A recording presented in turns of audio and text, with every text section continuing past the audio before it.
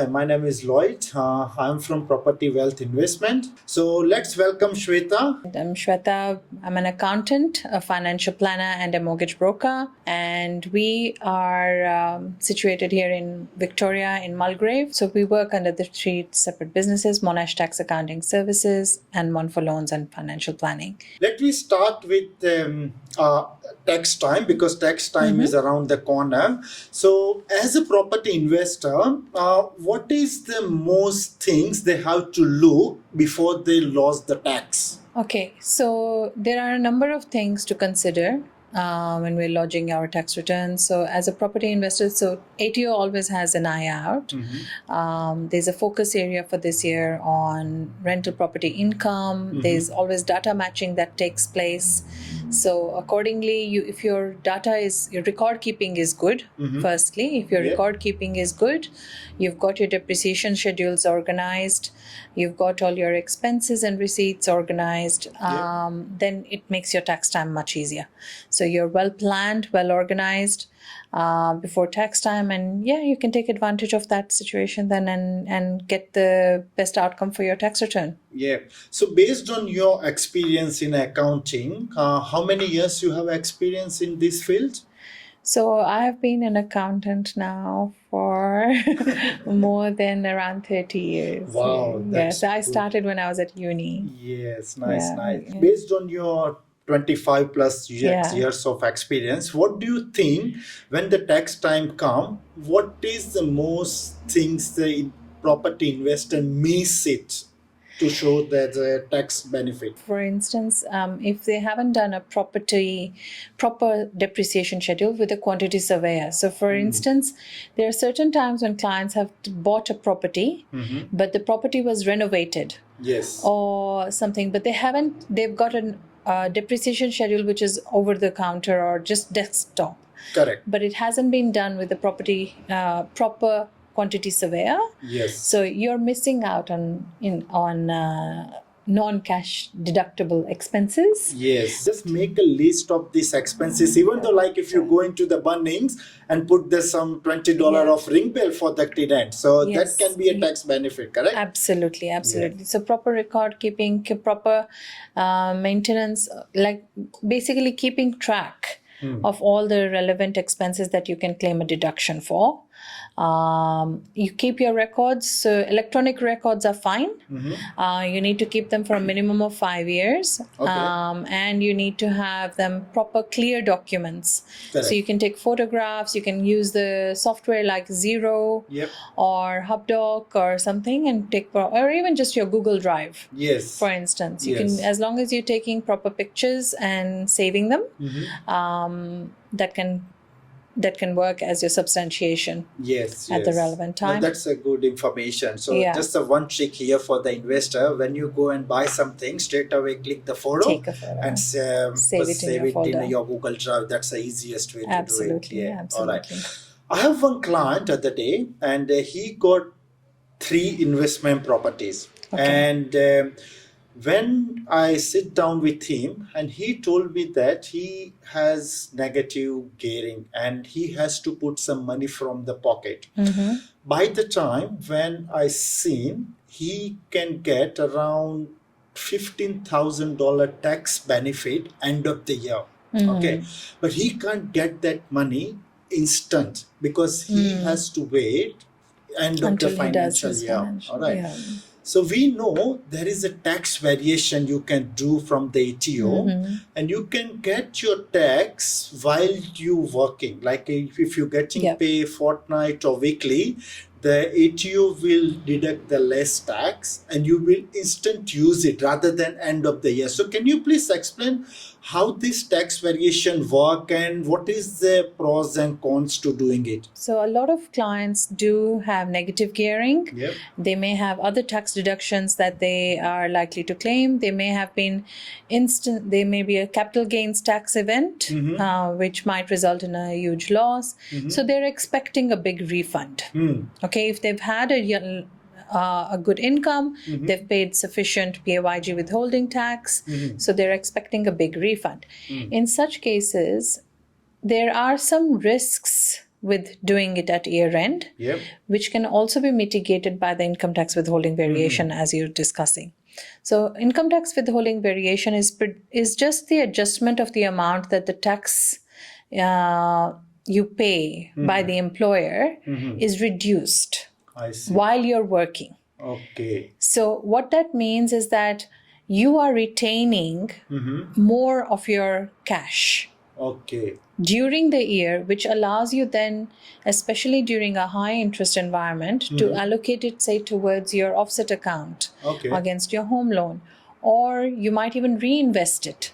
Correct. But because you have the control of the cash, you have a better use of it. Yes, cash is the winner, correct? Absolutely. Yeah. And there is also a risk you're mitigating by utilizing this strategy.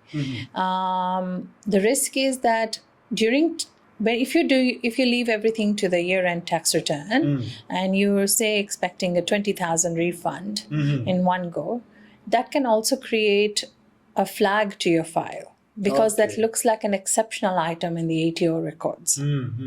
So a big refund or large items can also be a reason for an audit. Correct. So I like the point you said, they're putting into the offset account. So I have that in my mind, like your money, is it your money? Rather than claiming end of the year, why you just can't claim it instantly and just put it into your offset account? And you might save 6%. It's pennies count, nowadays is the cash. So that's the best point. Yeah. That's spot on. Spot so on. do you have any ideas like financial year, the new financial year is beginning, and many of my clients now understand that they can do the tax variation, and financial year like a 25 and 26, if they want to do these things, what is the time frame when they have to apply and what is the procedure to do it? Okay, so it's a relatively straightforward application, but you could use the services of your accountant, and it's a good idea to do so because it's part of your planning. Correct. So it's part of your year-end planning, and it's open to you can actually submit your applications anytime from June onwards for the year starting on 1st of July 2025.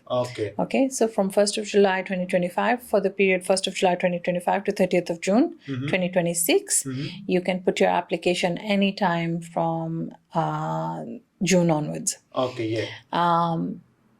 But the applicable date will be 1st of July 2025. Okay. So as I said, it's a straightforward application. Your accountant can help you to do it. Correct. You're basically still telling the ATO that I'm expecting a big refund. I don't need you to withhold so much tax during the year because I will not be due to pay. Yeah.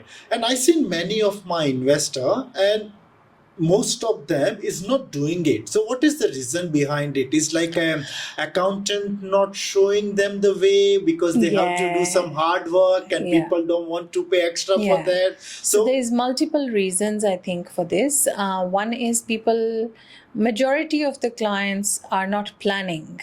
Correct. Before the year end. Yes. So this requires some tax planning. You need to have foresight. Yes. That you are going to be expecting a refund because of XYZ reason. Yes. So there is a discussion involved. Correct. That this is expected to happen. What's the best way to manage my year? What can I do better?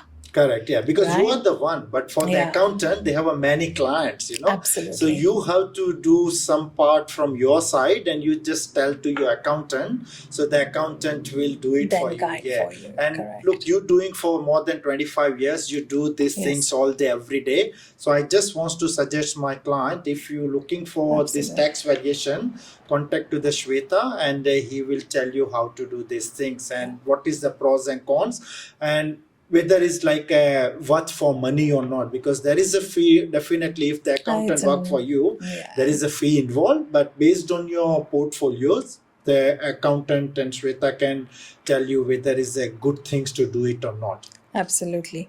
A cost is not that big a deal. It's not a material cost. Correct. Compared to the benefit you can have during the year by saving some money, putting it in your offset facilities. generally I find where there is a significant refund involved, it well and truly outweighs the cost. Yeah.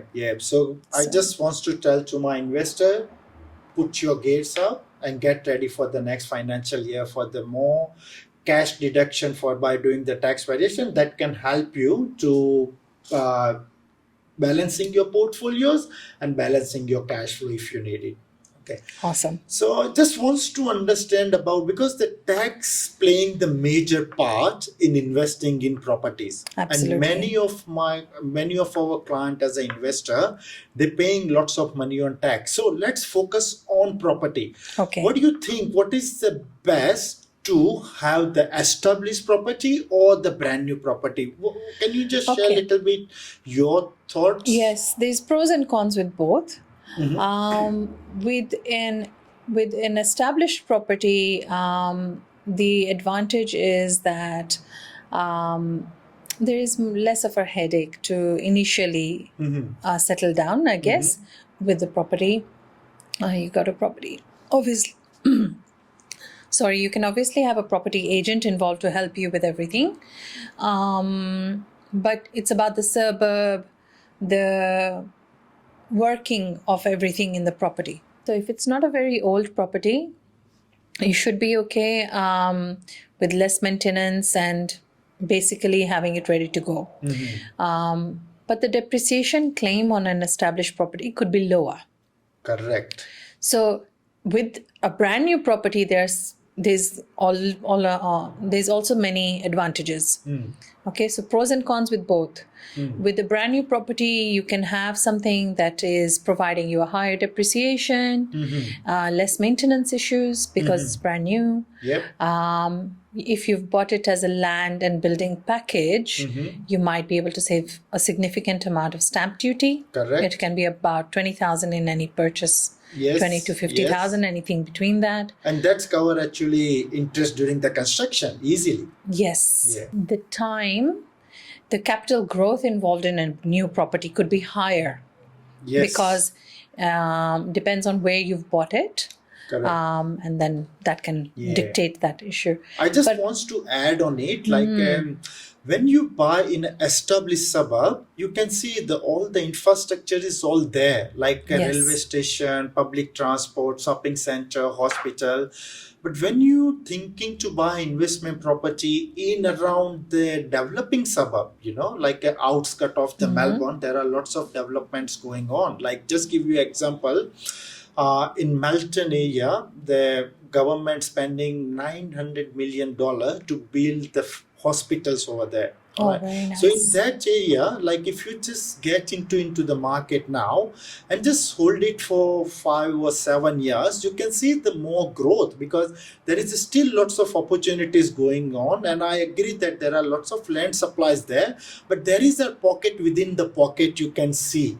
And when you buy that area, and when you just have to wait when everything stack up and you can see the growth, because the data shows in many that area that grows more than 20% in a year.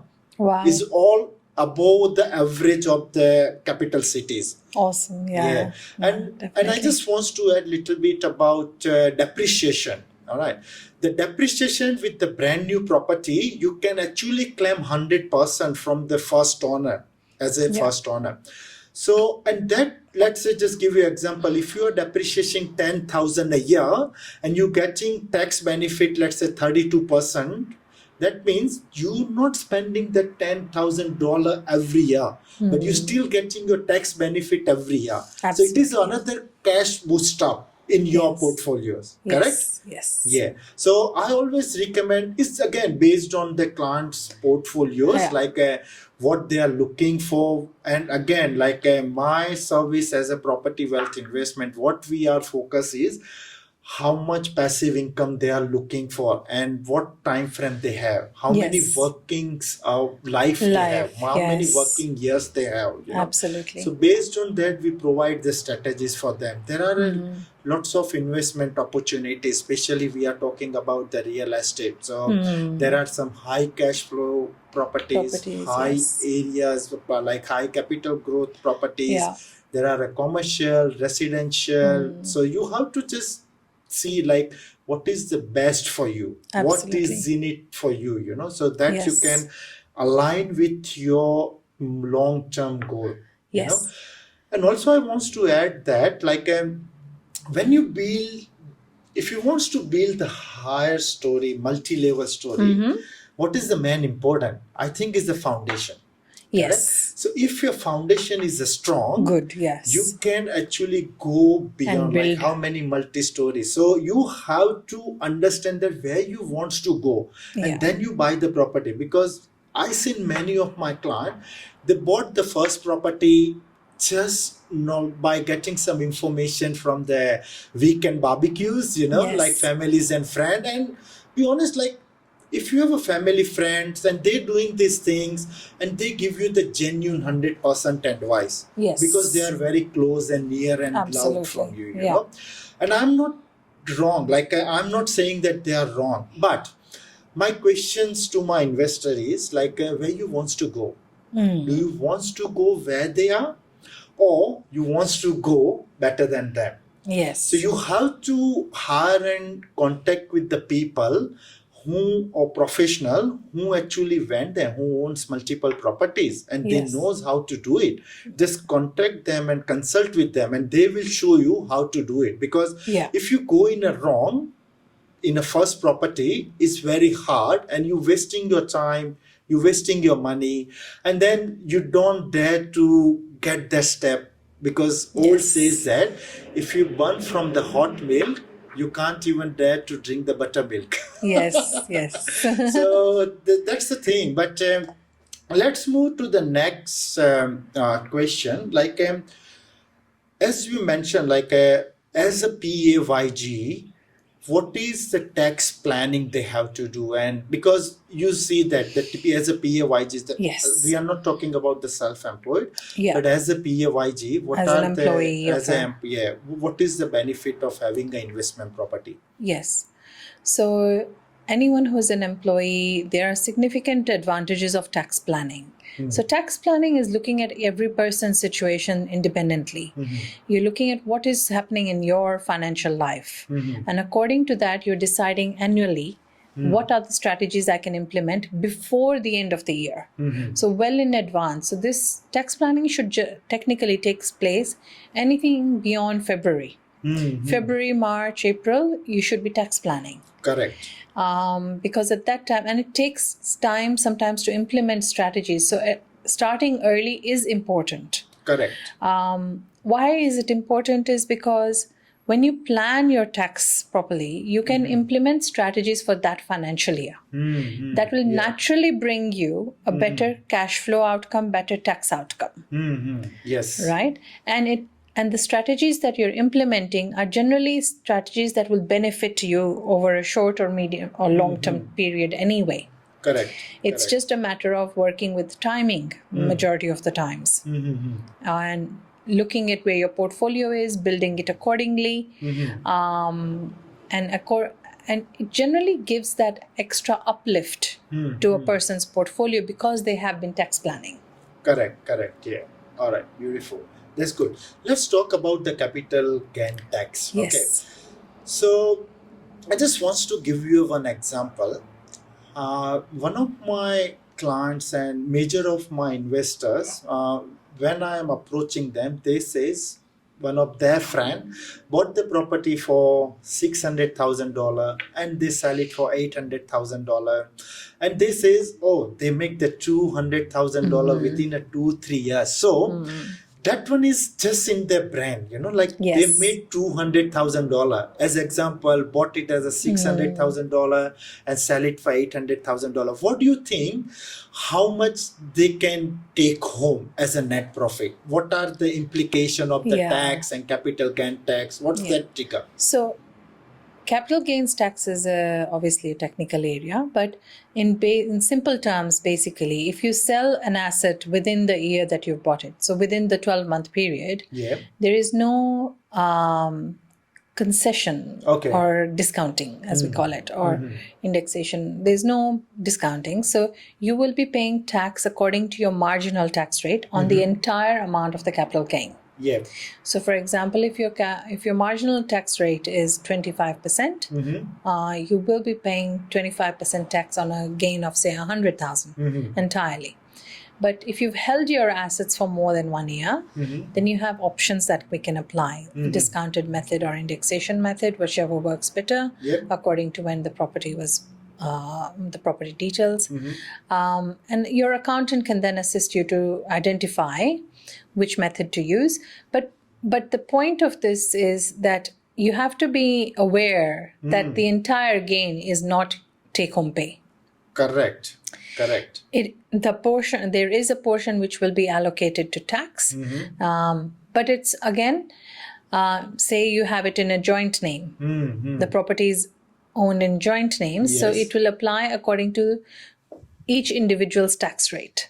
So your partner may be on a 19% tax rate while you're on a 25 to 30% effective tax rates. Yes. So that also impacts your overall output as to how.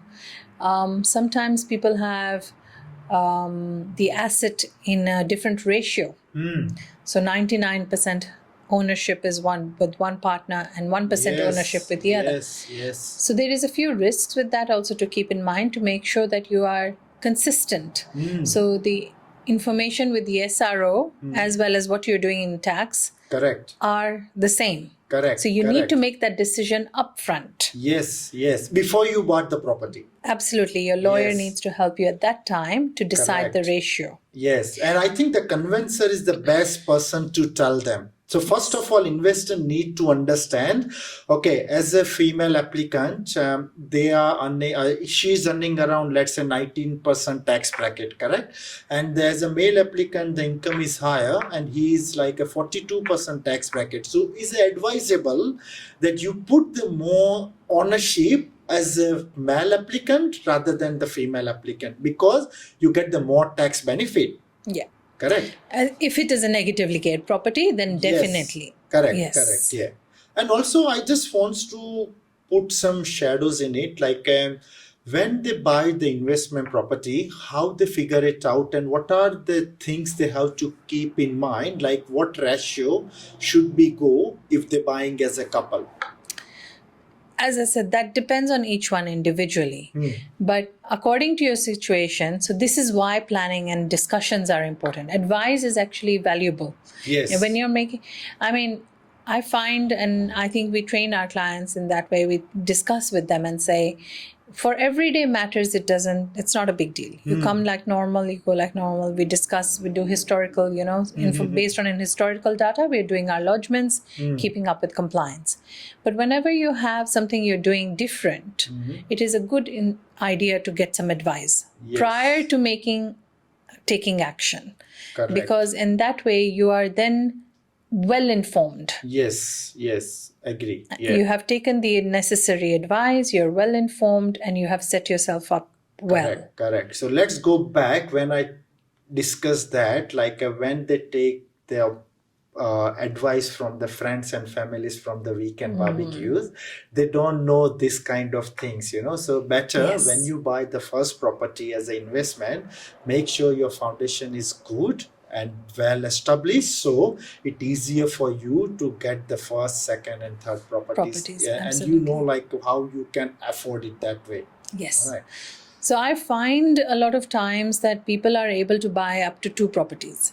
But beyond that, they've created a barrier. Correct. And usually the reason is the way they have structured themselves. Yes. So as we are discussing, the ratio is one part of structuring. The ownership entity is an important. Are you owning it as an individual or as a partnership or as a couple, tenants in common? Correct. Right? Yeah. So the ownership structure is very important, and a trust structure, a company structure.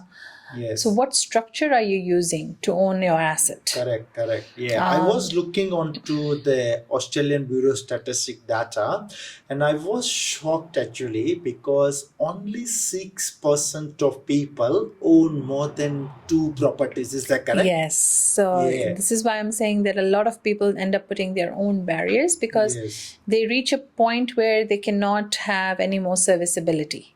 Yes. They cannot service they're not capable of making Correct. any more repayments on a loan. Yes. So that creates a barrier. Yeah. If you're well advised, sometimes you can avoid those barriers because of Yes. the way you have structured your assets and your cash flow.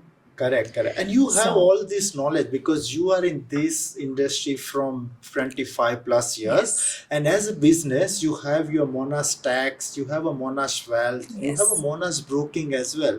Yes. So you know the lending process part, you know how to Absolutely. create the wealth, not about just only real estate. It's all Yeah. about the different investment, how client Yes. can diversify that portfolio. So if they put something in real estate, they can see any other like a shares, crypto, Yes. which is not my piece of cake, but Yes. yeah, there are For opportunities to diversify the portfolios. And based on the Absolutely. lending, you know, like based on the income of the Client. investors, how they can buy the first property that can lead you in the future, and they can be in that 5 or 6% people can own more than 6 properties. So Absolutely. if you want to guys own more properties. than 2 or 3 properties, my advice is to just put your foundation clear, just get more knowledge from the professionals people, and how you buying the first property,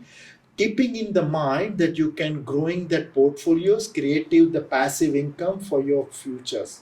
So that's a very big thing. Absolutely. Because that's the main purpose to invest in. That's right. You're growing your wealth. Correct. So this has an impact on financial planning as well, to be honest, because the stage of life you're at, if you take action at the right time, it gives you a better result. Correct. So you cannot expect somebody who's nearing retirement to have a growth strategy. Yes. It is too risky to go in your risk profile at that time Exactly. is completely different to somebody who's an accumulator. Yes. Right? You're simply at the stage where you're growing your wealth, you're full of energy, you know, you can Yes. take risks. Yeah. You've got in the next 30 years of working life ahead, 30 to 40 years. So you have time. Exactly. So I just want to put it because just a couple of months before, I came across one of my investor.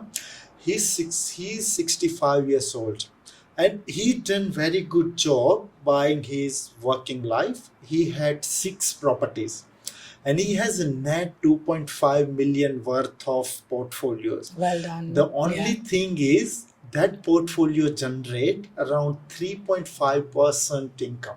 Okay. And he's thinking to retire, but he's just stuck like a 3% generating from 2.5%. That doesn't actually swap his current income. Yes. So I just sit down with him, consult with the financial planner, Yes. and we just discuss and we just find the way with the strategist planning how the 2.5 millions of portfolio can generate 10% More money. more income. So he actually can retire now, which is he thinks that like he still has to work another 5 or 7 years to generate more income. And he was That's just not surprised necessary. by seeing that just by diversifying that portfolio, That's he right. can actually swap his current income. Absolutely. So sometimes you don't know, like you are sitting onto the gold mine, but you never know how to use it. you know? Exactly. Yeah. So diversify, acquisition, holding, and then diversify. This is all the part of the investment journey. Correct. So you are in a which stage you have to understand, and based on that, and look, real estate, as I seen, is a long-term game. Correct. Yes, many people make quick money from it, but if you want to stable income, passive income, the real estate is the best way while you are working full time. Yes. Yeah. So that's absolutely right. Real estate is definitely a very lucrative asset class, especially here in Australia. Our market is very positive towards it, but we are aware that during the GFC things happened and other things. So you have to have the capacity to ride through those waves as well. Exactly. So this is why if you work with a planner, you know your life stage, you know your capacity, you are making decisions in advance. Yep. They all lead to a better outcome. Correct. Yeah. I just want to one more thing. How close are you looking the politics of Australia? Politics.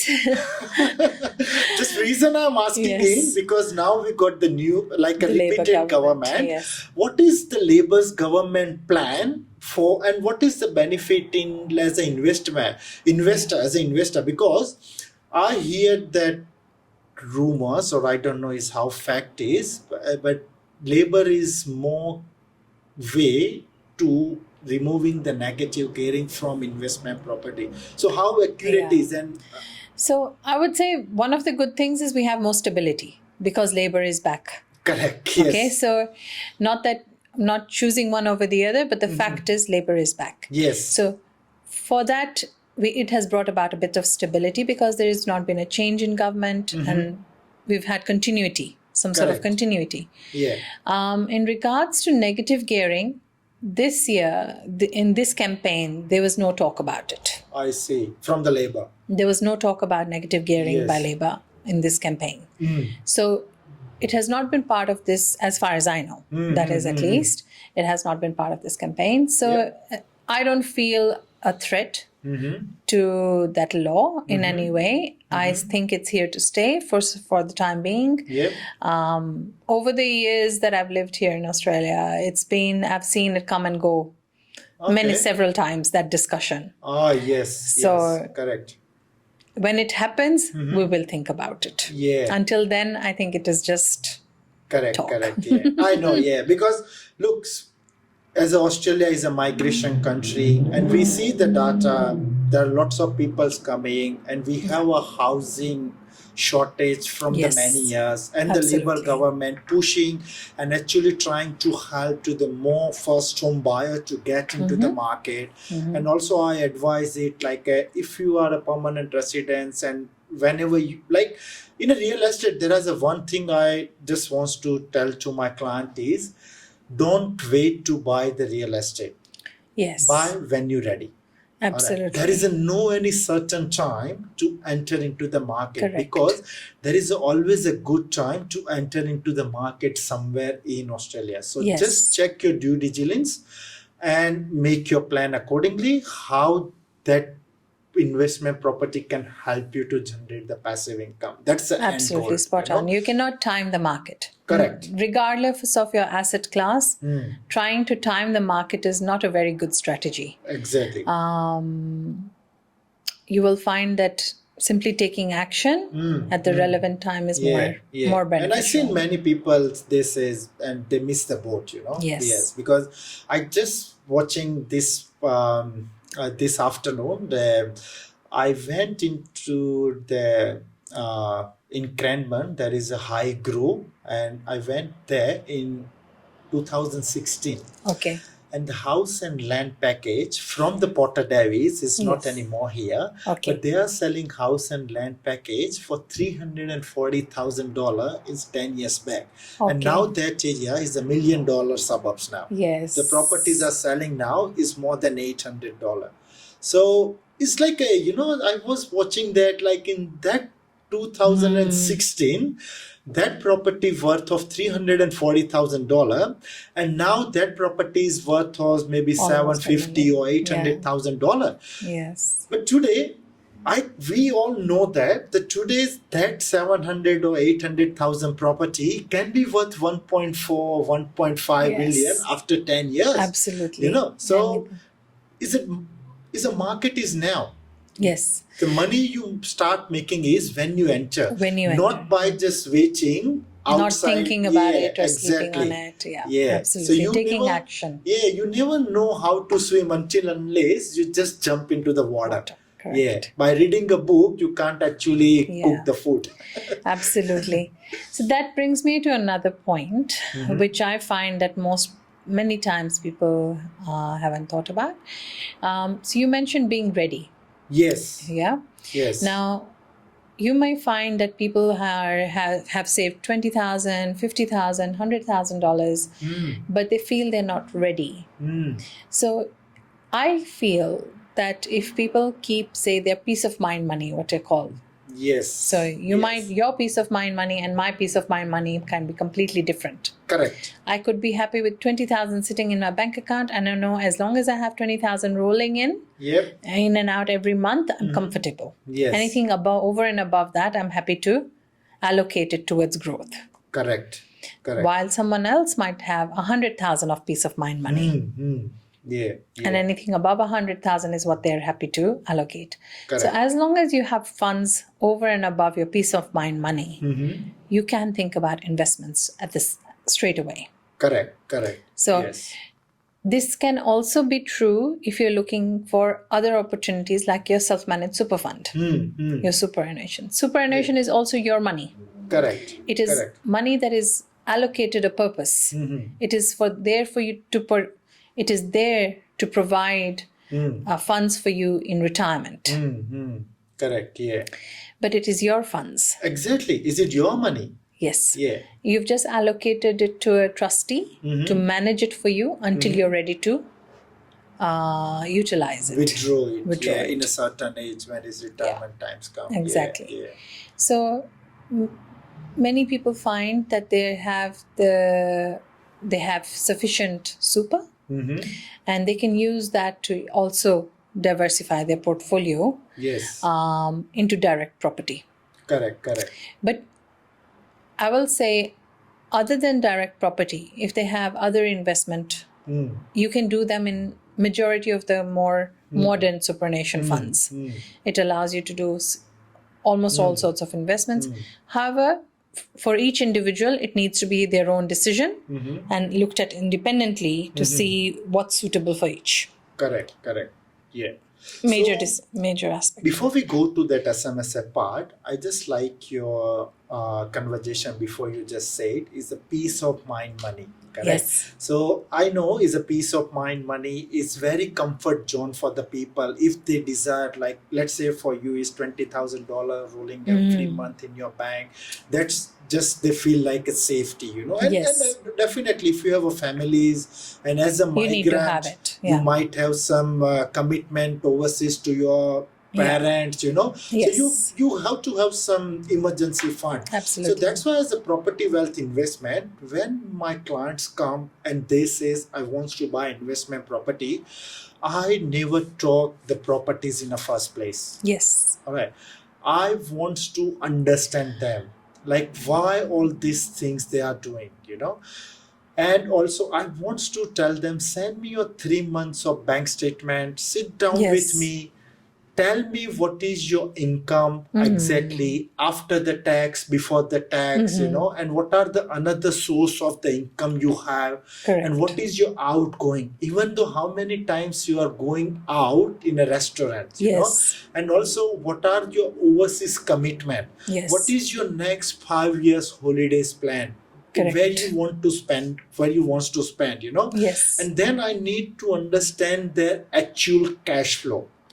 Okay, and then after I think about the properties, because I don't want to put any burden when the people can afford to buy it, and then after maybe a certain years they struggle for the cash flow. Correct. Because we have a proven software that shows each and every dollar based on the input what we put, they just show the outcome. Like if you put the investment property in your current financial situation, what is your cash flow looking like? And then once they see, okay, maybe they have to put $100 a week towards the investment property, because that's all the properties looks like. Many properties are the positive cash flow, but it's depend, But let's say in a worst case scenario, if you need to put $100 every week by holding an investment property, by showing the number in our software, are you able to do it?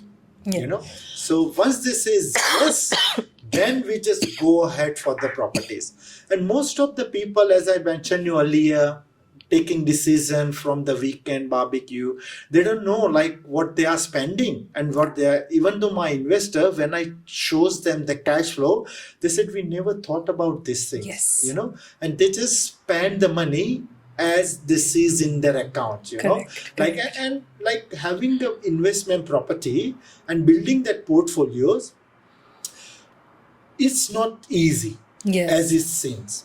Okay, look, if you are not happy your current position and if you want to change it, all right, yes, your financial situation can be changed, but everything is start from you. Correct. All right, if you can't change and if you're not willing to change yourself, the things will remain same. Absolutely. So that's what I told to my client, look, this is the things, I know this is sometimes hard or this is not you want to see it, but if you want to see that 10 years pictures, then you have to take action. You have to take action and you have to change yourself. Otherwise, you have a 30 years to pay off your mortgage. All the best. Yes, absolutely. Nobody will pressure you. Exactly. So that's very good. So before we go to the more kind of the SMSF, I just want to start because most of my investor is a migrant. All right. And they came here maybe after 25 plus years. Right? So their working life in Australia lose almost 7 to 10 years because in here you see the kids started turning when they are 16. Yes. And that superannuation start building up from the teenage. Yes. But as a migrant, we don't have that opportunities. So we lost our beginning of the 5 or 10 years, 10 years some case. And that's which is very important, because we all know the magic of the compound. Correct. So what is your advice for the people who are migrant and they starting their working life in Australia in last maybe 10 years and the superannuation for the couple is around $200,000. What is the best option for them by setting up the SMSF? By the way, SMSF means self-managed super fund. So those people don't know, is a very easy to remember, but many people don't know about that. But SMSF means you can actually take charge of your money, and you can put wherever you likes to put. But the only thing, you can't use it for yourself at this stage until unless you hit your retirement. So can you please just give us some basic information about the SMSF? Yes. So before we start, we have a drink water. Yes. What's the time now? Oh, before 40 minutes. Yeah. Really? We did well.